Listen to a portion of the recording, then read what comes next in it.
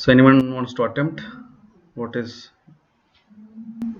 UMA or uniform memory access, non-uniform memory access, and comma or cache only memory access?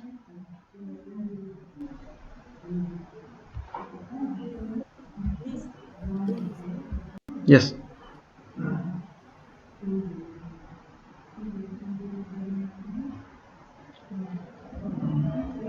captions are not required. Yes, so if nobody wants to try, then UMA is uniform memory access. So most of only whatever the memory contents you are accessing are having the same access time.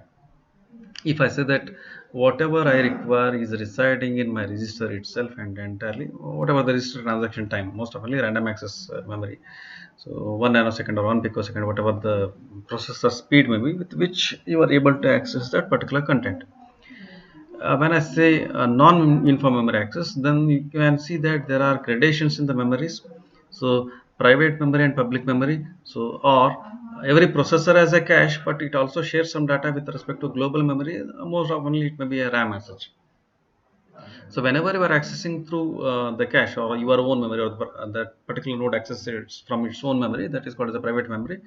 So the speed is faster, but it wants to access if there is a cache miss. So something which it wants to operate on is not readily available in the cache. Now it goes for a cache miss or there is a miss penalty. So some block has to be replaced. So the transaction is not exactly with respect to the 1 byte. So maybe I wanted to read 1 byte, but the transaction happens with respect to blocks.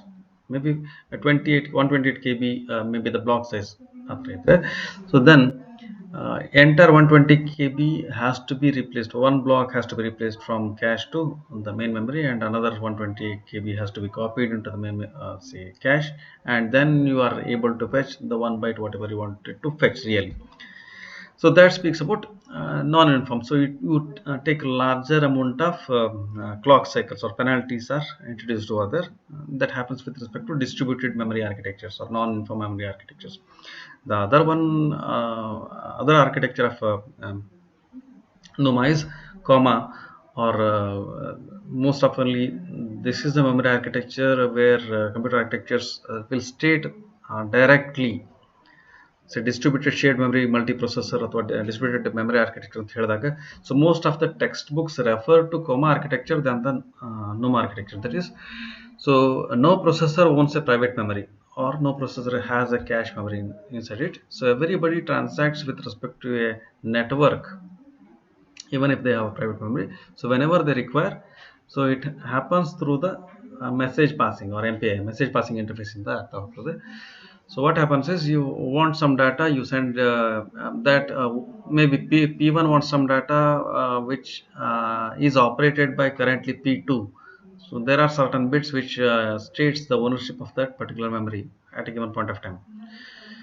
So again, I have stated in the previous class as well. So there are certain bits, maybe modified, ownership, valid, invalid, dirty, exclusive, and so on. So there are additional bit architectures with whatever the protocols or algorithms you want to use with respect to the shared memory architectures, and that request will be served as and when. So if somebody is the owner of some resource and you have to wait until he releases that resource for you. So the resource may be served appropriately or may not be, they may be denied. So those kind of memory architectures will affect the performance because ultimately you are spending more time on the non-uniform. So that again happening in the distributed kind of architectures with respect to message passing. You are doing a request and after the request is granted, you are able to access that particular resource. So what we are discussing in this particular chapter is performance of scientific workload on a symmetric shared memory multiprocessor. So that's where he's making his problem statement somewhat much organized.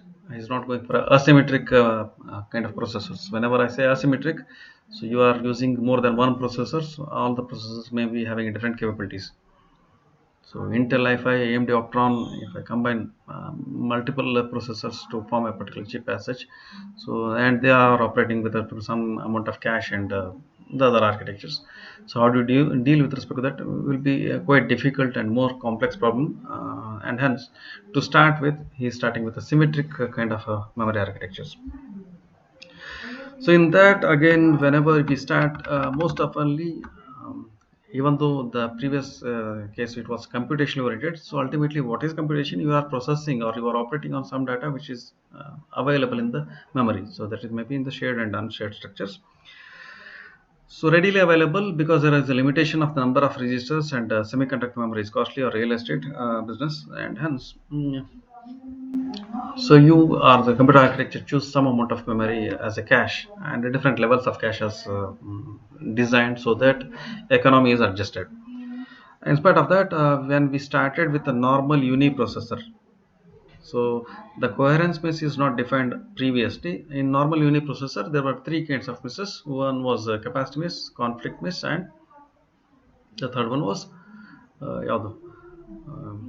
Compulsory miss. Compulsory miss is the one whenever system is restarted and nothing is readily available in the cache, and you have to go for a prefetch.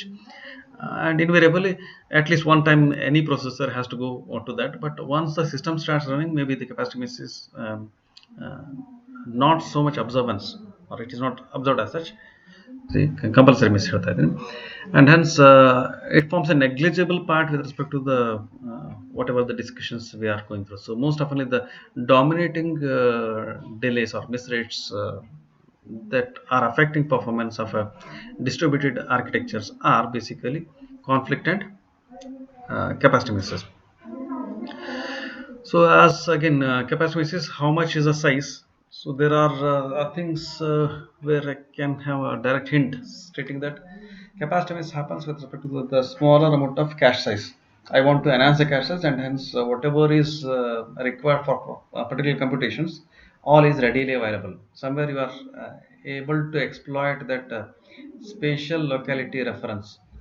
So if that is the case, then instead of having one large memory, now the memory is enhanced, but it is spread across different processors.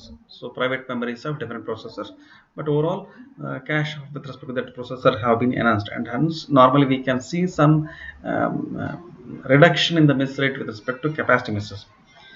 So then how the in spite of that the cache misses will occur. So that happens with respect to the conflict misses. So conflict miss will deal with respect to how that exactly memory is implemented. So the cache size or the block size, how does it affect? So how many places are available? If I say that I have a direct mapped cache, so then there is only one position whenever you want to have a block into that. So there's a fixed location. If already it is already occupied by somebody else, no other go, you have to replace that particular block. So the direct map will invariably incur more recurrences or replacement running onto it. So two-way set associative, still there is a incurrence of many penalties are there, but compared to direct map cache, there are reduced. So whenever you go for a that is fully associative kind of cache, then so any block can sit anywhere. Full freedom is given for the blocks to sit anywhere. Then within a single line, you can have all the blocks to sit anywhere and still able to access. Uh, yes, whenever we were discussing cache, we state that there is a larger hardware overlay, or the cost of the component or the cost of the computer, whatever you are designing, increases because there's a more hardware, more comparators and other stuffs are incorporated in the fully associative cache, and hence normally not much feasible architecture. But whenever we are discussing with respect to computation or speed up performance kind of approach, so the cache misses that are occurring with respect to conflict miss are due to the direct and the two-way set associative cache. So limitation why we are not going for fully set associative, cost and the chip design complexity.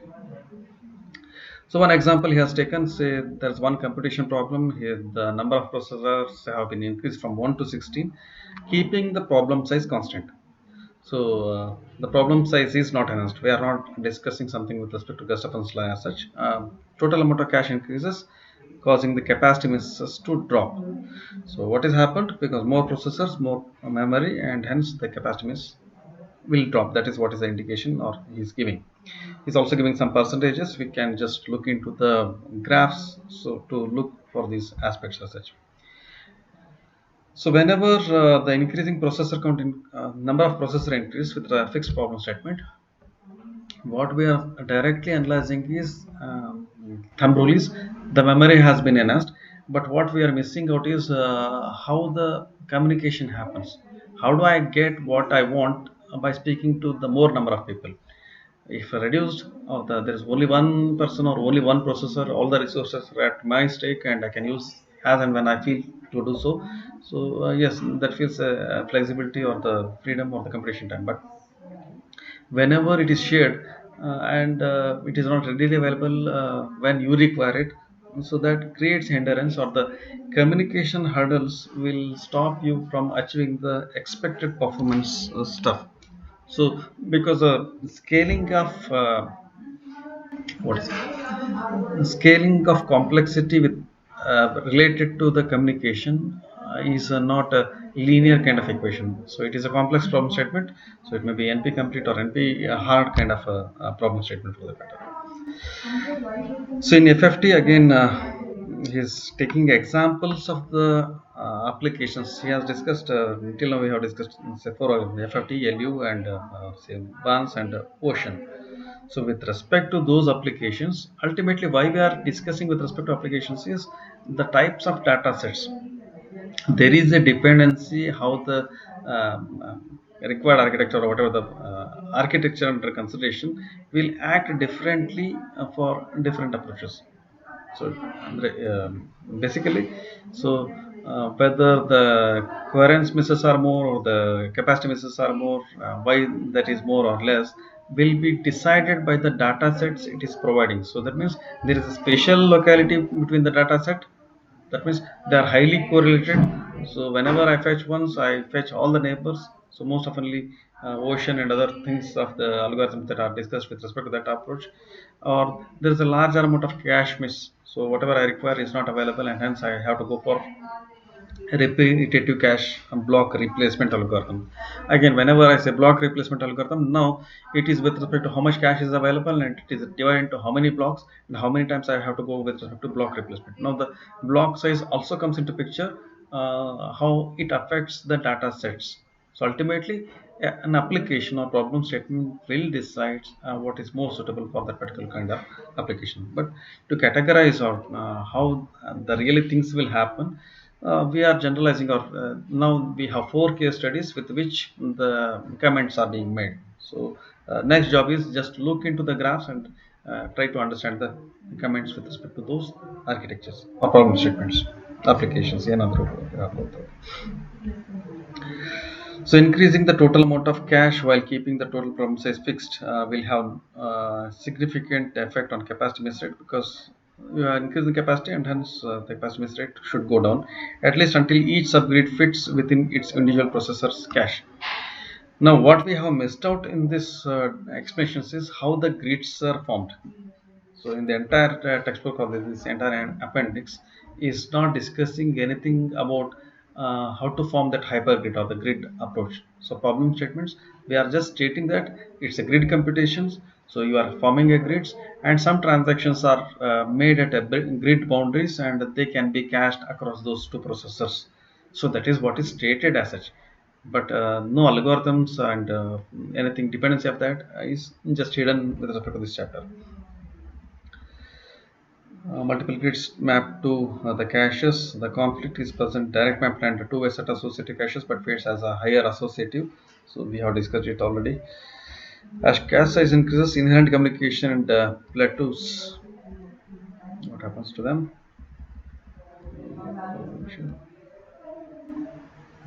Okay.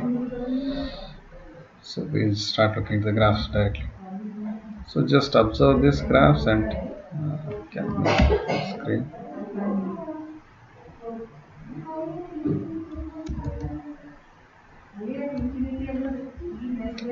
Okay. So I just want to observe the coherence and capacity misses. Fine. So what is happening with respect to FFT? So FFT, the major contributor for the miss rate with respect to processor count. So we'll see the only observe the first column.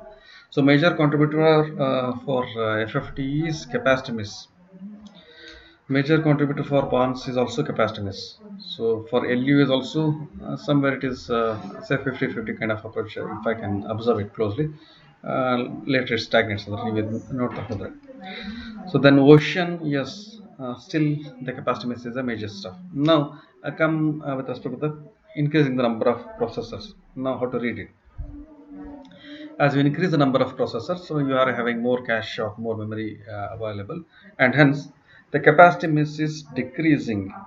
So you can just observe this white color pillars, and they are reducing in length. So 2 to 7%, whatever you can discuss, whatever he has written textually can be observed over here. So ultimately, what is happening for an application like FFT, so data collation, so the large number of processor, ultimately the miss rate is not varying much. It is almost stagnating at 8%. But the contributor for the miss rate is now coherence is adding more contribution to the miss rates compared to the capacity miss. No matter, still capacity miss rate is miss rate with respect to capacity is still higher. That affects the same effect can be seen with respect to ocean, where is the larger data set dependency. So you want more number of data readily available. For computation as such, ocean currents or the ocean kind of applications. So where you see that there is a lesser contribution with respect to the coherence miss rate with respect to the number of processor count. LU and BANs most oftenly are dominated by the coherence miss rates. So it's a just observation we are making. So neither he's commenting anything with respect to data types or data rates as such, but only comment that can be is there are more data dependent computations, and data dependency is not readily available. ಅಂದ್ರೆ ನಿಮ್ಗೆ ಬೇಕಾದ ಎಲ್ಲ data ಒಂದೇ ಸಲ ಸಿಗೋದಿಲ್ಲ, ಹಿಂಗಾಗಿ FFT and ocean suffers with respect to the capacity miss more. That is what is being stated across processors, because number of processor ಇಲ್ಲಿ ನೀವು coherence ಬಗ್ಗೆ ಡಿಸ್ಕಸ್ ಮಾಡೋದು say that no point in discussing coherence whenever coherence is only with respect to cache. So whenever you say more than one processor across caches, private memory of the individual caches or local caches, I will come into picture. Okay, yes, any other specific stuff? So I have just highlighted, just read. Okay, so in the applications with large miss rates, FFT and ocean, its capacity misses rather than the coherence misses comprise of majority of the miss rates. So except ocean, potentially shared data are heavily shared, while ocean only boundaries of the subgrids are actually shared. So you are not sharing completely, only the boundaries, say processor 1 to processor 2, some data is shared through, entire grid is treated as potentially shared data object. Conflict misses in arising subgrids. So whenever you are sharing across grids, even there conflict miss will arise. That speaks with respect to how the cache is implemented, whether you are going for a direct map or fully associative. There's a degradation with respect to the cache implementations strategy as such. Uh, so large number of miss that are right ownership miss to data potentially, but not actually shared.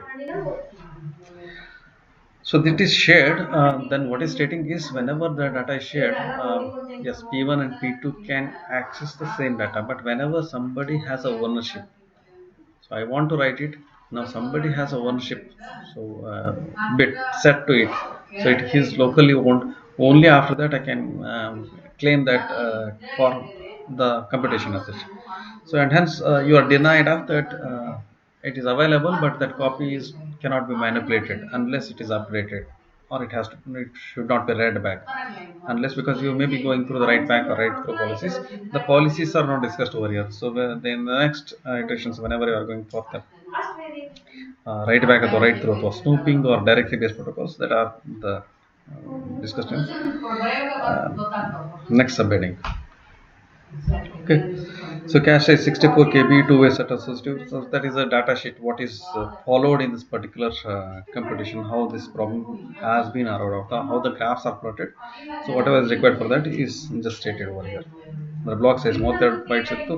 So cache size 64 KB, and the implementation of cache was two-way set associative.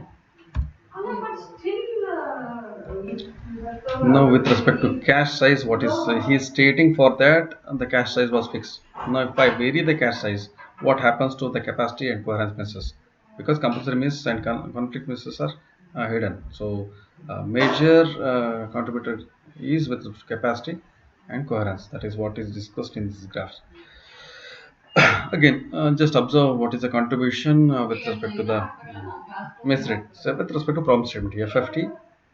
So, coherence miss rate is there. Any messages? No.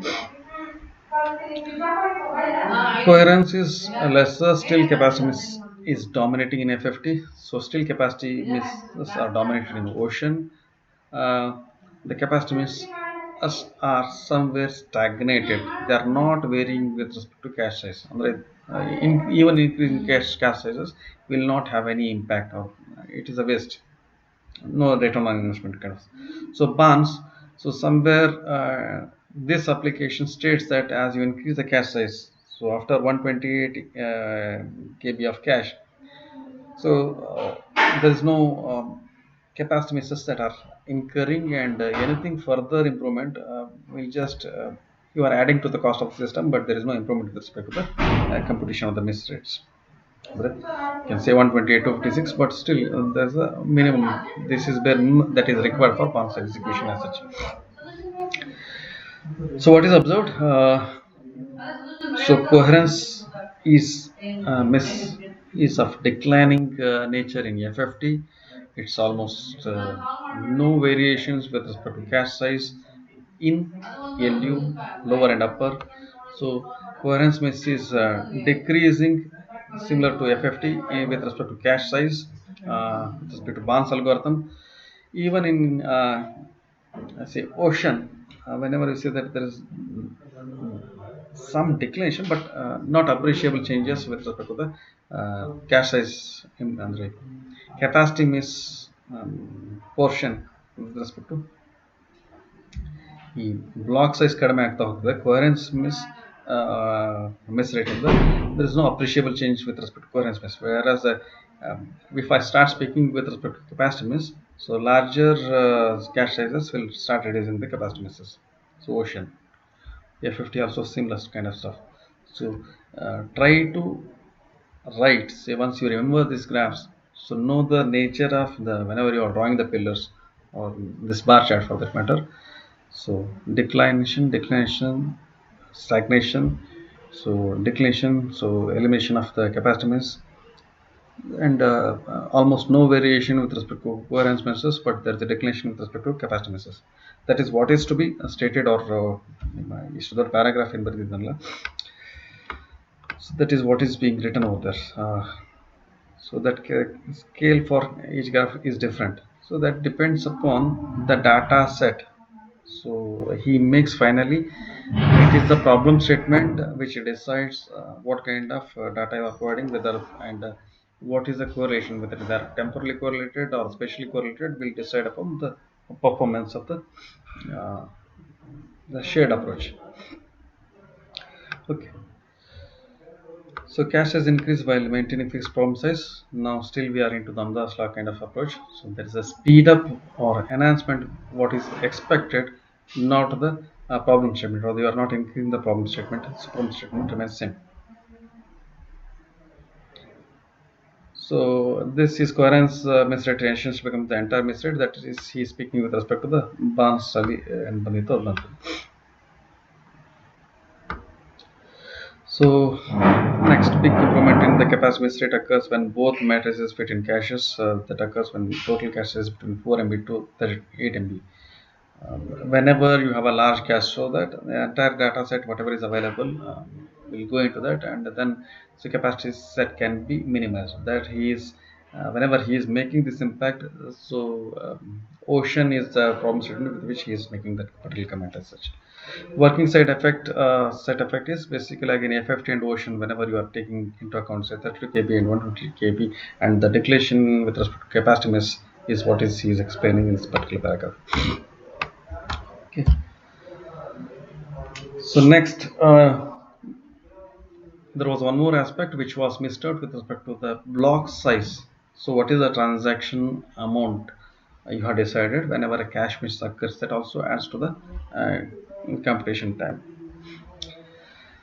Often optimal for large blocks is larger caches. A reduction in spatial locality. That means the type of locality with respect to that particular data set matters. That is what is stated. So if you say that I'm using a large block size, assuming that all whatever is in that particular block is being used, so then it may be a myth, or in reality it may never happen. In that case, so you are encountering more cache misses again. That has to be replaced. But now to load and unload that cache, because you have chosen a larger block size, will also affect your performance drastically. Poor locality or spatial locality, or there's a file sharing that is happening, and he is discussing with respect to the applications. Now I directly jump to the graphs. So block size increase affects both coherence and capacity miss rates about equally. So this is not with respect to cache size, it is with respect to the block sizes.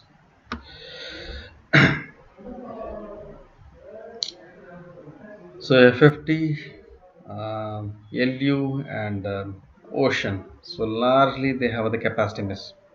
Okay. So something which they want to operate on is not available. So if you choose a large cache, maybe they are readily available. That was the impression for choosing a larger cache size. You started with the 32 bytes, maybe 64 124 kilobytes or the Python kilobytes on the lower axis. You've seen the cache size. Now we assume that some cache is available. He's not discussing that. If I state that if we go for a larger amount of block size, so initially it is 16, 32, and 128, what is happening? So there is a declination for both. So the capacity miss also is decreasing, as well as the coherence miss also is decreasing with respect to FFT. With respect to ALU, the same statement can be made. In bonds, you can see some U curve over there. Initially it stagnates and suddenly starts raising with respect to more coherence miss rates. So whereas 64 may be the optimum block size which suits Barnes applications. So again, the declination that has to be inferred whenever you are referring to the graph sizes. With respect to block size, ಏನಾಗ್ತಿದೆ? So both capacity miss as well as the coherence miss are reducing. So at what rate they are reducing, it has to be stated. So coherence miss is reducing at a drastic rate compared to the capacity miss. If I consider FFT and okay.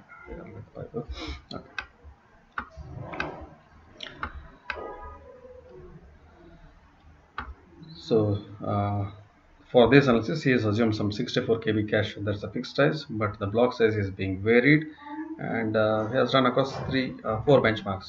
So of the kernels and other application programs.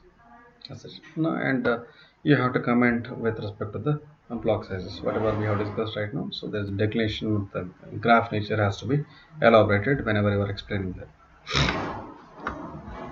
Okay then. So this is somewhat the duplication of information, or there is, I feel not much is conveyed over here unless you go for the factor of 3 increase in traffic for ocean, or that speaks about again the kind of implementation, whether it's Snoopy protocols or the directory sharing protocols. Otherwise, block size is more number of bytes, bytes per data reference. So whenever you are accessing, normally access of the transaction of unit is block size. That is increasing with respect to the block size. So that's fair enough. 128 just said how many bytes are per reference you are getting. So how many bytes are readily available for your computation. So that is stated. So more or more. So whether they are linearly or exponentially they are increasing can be discussed over there. Increase in penalty for large cache blocks in both Ocean and FFT. This yes, whenever you choose that, if because under cache, while discussing with cache, we have seen that if 100 can be divided into 10, so then if they are highly correlated or spatial locality is exploited, then it's worth doing that. Otherwise, whenever you want to replace, unnecessarily you have to move or transact more amount across memory hierarchies. So larger block sizes means that more misses on the bus transactions or the more bytes on the premise. Bus traffic block size increased. High miss rate, especially ocean. Again, with respect to problem statement, he is mentioning. Otherwise, simple statement. Um, you require less, but you are communicating more. That is what is whenever happens whenever you choose a large block size. Now this speaks about the two kinds of memory architectures used in the parallel computations. One is a directory based multiprocessor and one is a bus based multiprocessor. So there are no diagrams because we have missed out that as per the syllabus in the third chapter. So it was not there for your syllabus and hence we skipped it. But now there's a time where we have to address that. Sure. Okay.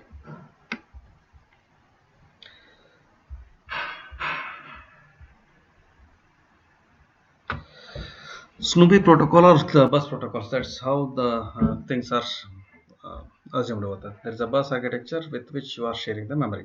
So anything happens will happen through the bus transactions. Um, so there are private memories or the caches. Immediately ಬರ್ತದೆ. But there's a write invalid and write update that has to be followed across the shared memory architectures. So there are specific bits that have to be done. But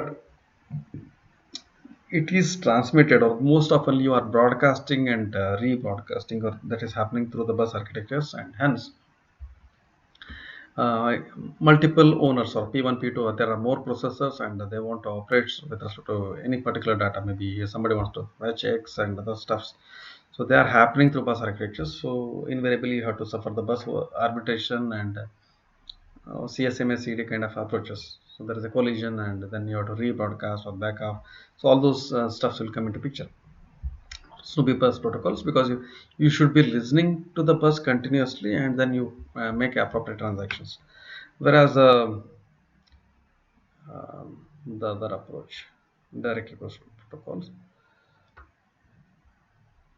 So write back and write through. So basically, uh, write back. So directly you are operating onto that particular stuff and um, only after you are not broadcasting onto the bus whenever you initially work on local copy, maybe 1 or 2 bits that is happening through the write through approaches.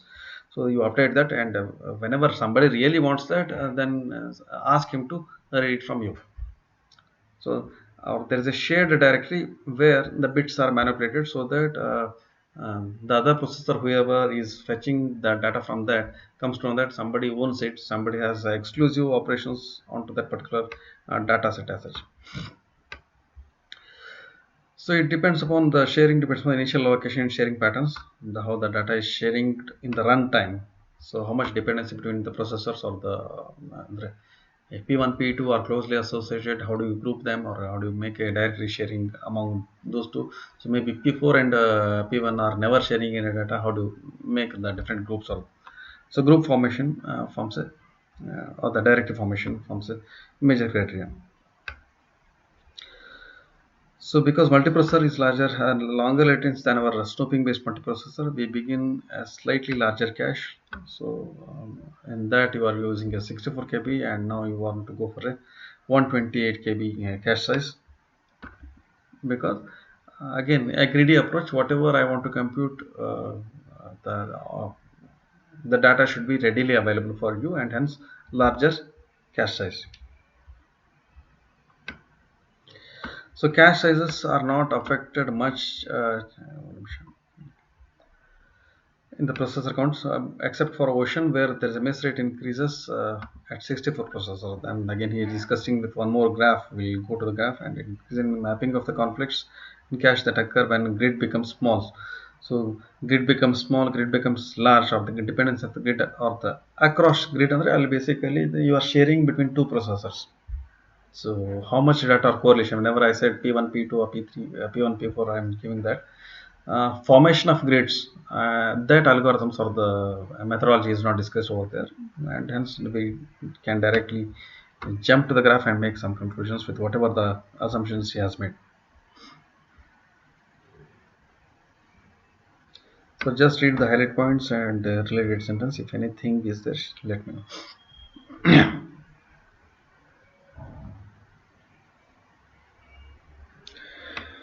So it is basically NUMA architecture.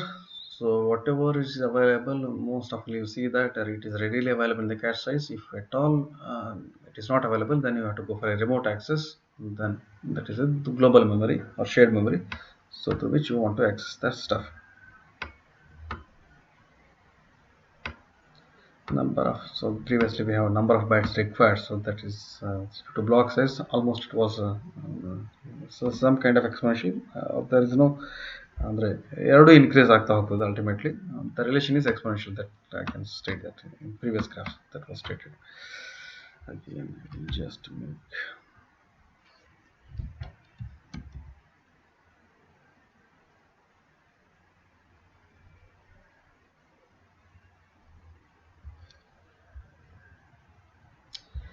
So with respect to processor count, what is the remote misses and local misses? Now we are judging how much data is readily available within the processor. Again, for that, whatever the amount of process, the cache or 128 KB, imagine say that has to be assumed with 128 KB cache for each processor as such.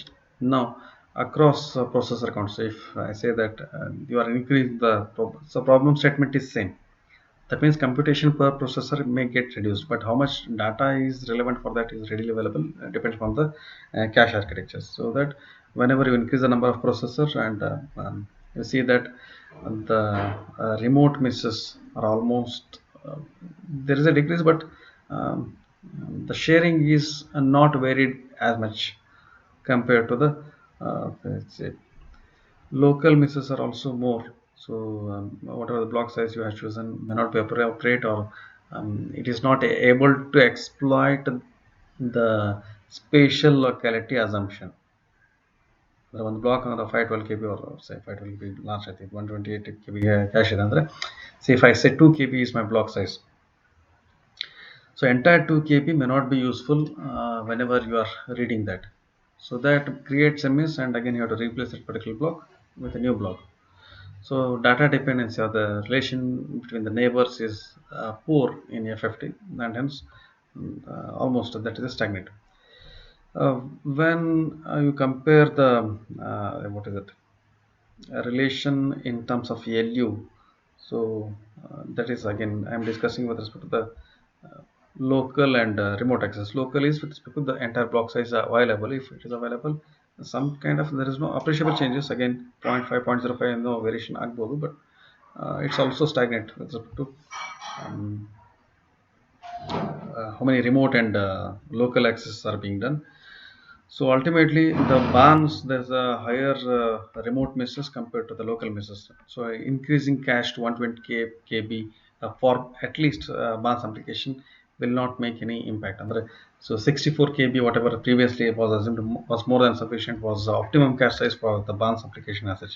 Whenever you compare with respect to oceans, so initially the remote access were low. Whenever you increase the number of processor, now remote accesses become larger, or they are increasing whenever you see these particular white whalers or white graphs for that matter. So they are increasing, and uh, local misses. So there's a strange behavior.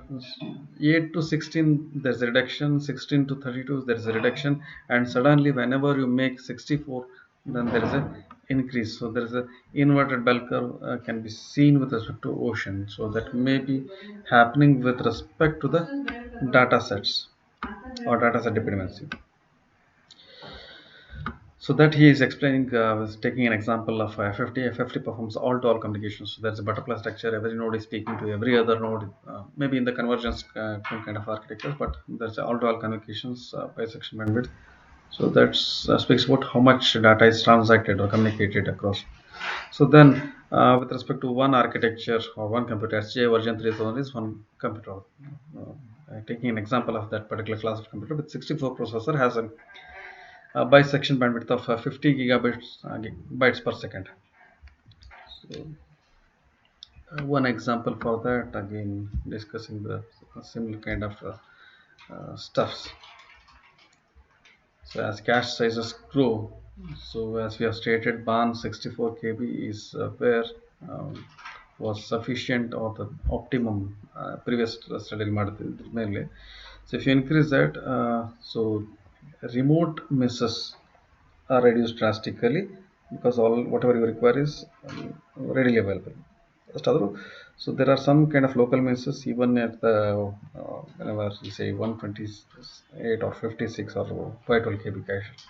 That means most often they may go for a compulsory miss compulsory miss or the implementation of cache first. He's going for a two-way set associative or fully set associative ಯಾವುದೋ ಒಂದು architecture choose ಮಾಡಿದ್ವಿ. So that it is bare minimum that is not going to change much as such whenever you increase the cache sizes. So miss rate again capacity miss ಅಥವಾ remote access ಅಲ್ಲಿ capacity miss ಅಂತೀವಿ, ಇಲ್ಲಿ remote miss ಅಂತ ಹೇಳ್ತಾ ಇರ್ತೀವಿ. So across different processors, so it is reducing. So maybe the copy is readily available and hence you are able to that. Local misses, so they are going to happen because whenever you are choosing a larger block size, most of the data is available under in special locality fail ಆಗ್ತಂತ ಹೇಳಿದ್ವಿ. In spite of that, if you are going for a larger block size, so then whatever local miss that is going to happen is that happens on last year ಇದ್ದೇ ಇರ್ತದೆ, ಅದೇನು ಮಾಡ್ಲಿಕ್ಕೆ ಬರೋದಿಲ್ಲ. So LU the same stuff or some again you can see that the remote misses are reducing drastically or exponentially.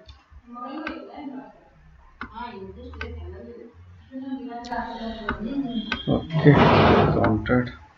Then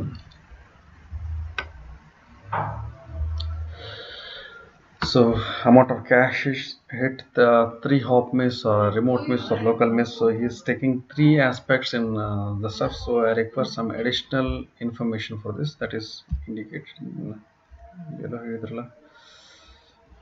I'm just searching for that.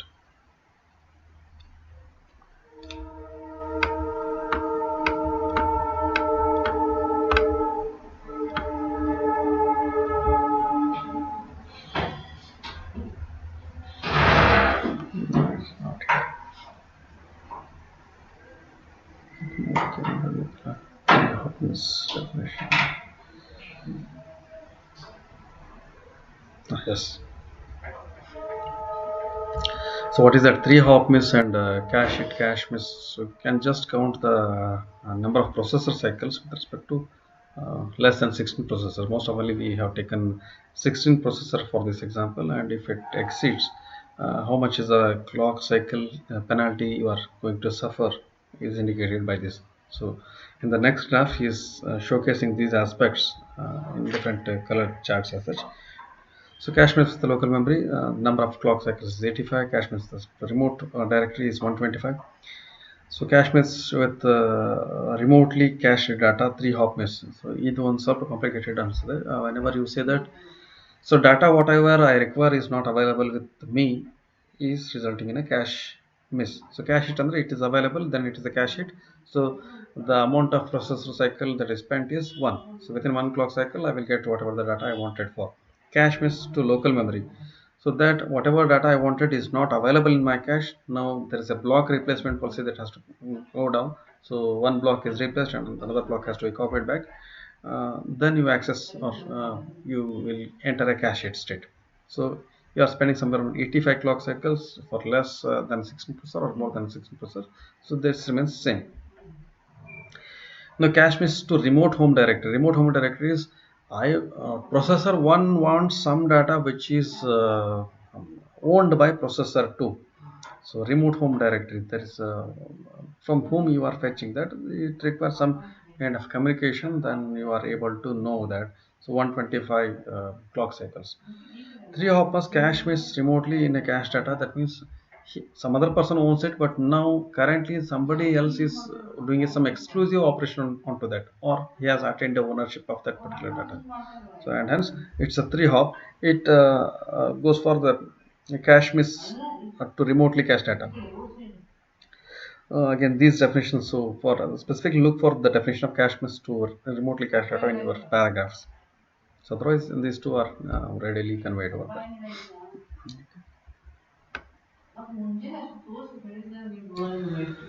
uh, exclusive copy. So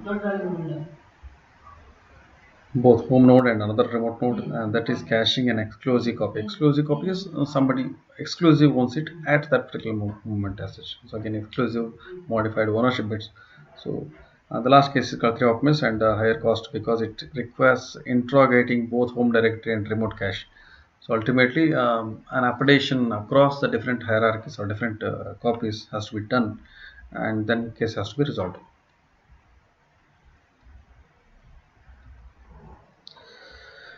Now just observe this graph and we'll wind up this class.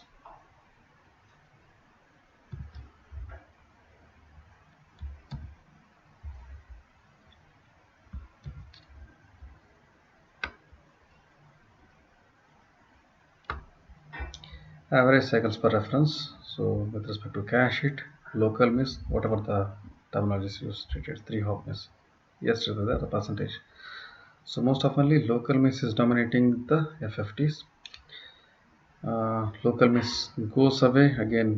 You just have to remember the 512 KB cache ಇದನ್ನ ಮತ್ತೆ ಹಿಂದಿನ ಡಾಟಾಗೆ ಹೋಗಿ correlate ಮಾಡ್ತಾ ಹೋಗಿ because you have to keep all the graphs together. That is difficult for me to showcase as such. So 512 KB Barnes has a different kind of data sets, and most oftenly you are encountering so most often cache it with respect to increased caches. 512 KB cache size, this is the approach, and a 3-hop miss may happen very rarely. So 3-hop miss is more seen with respect to the all-to-all kind of data dependencies that is happening with respect to FFTs. Right? A remote miss is seen uh, only in oceanic kind of application or graphs. So whereas whenever you are observing FFT, LU or Barnes application, there is no remote miss is seen in the cache miss scenario as such. Okay, then we'll take up this performance measurement of our processors, so with scientific applications, in the next class. So meanwhile, with respect to